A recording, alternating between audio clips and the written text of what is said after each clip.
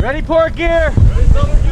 John Lapierre helps keep all the lines in order on this tall ship named the Hawaiian Chieftain. Fast on the inner jib! John's in the Seamanship Program at MTC's Tongue Point Job Corps Center in Astoria, Oregon. Before I got here, I didn't really know what I was doing. That's great. So what we did is we took the outer jib and just pulled on it back. Speaking to a group of community partners and others, John talked about some of the challenges he had before Job Corps and how the program gave him new hope.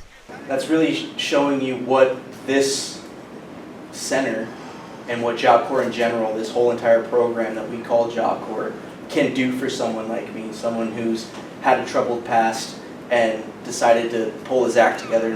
Ready, inner jib hired! Now he loves his new career and is studying to become an able-bodied seaman and qualified member of the engine room. The instructors in the Seamanship Program really look deep within you, and they see that will to want to learn and to want to succeed, and they drive you to do that.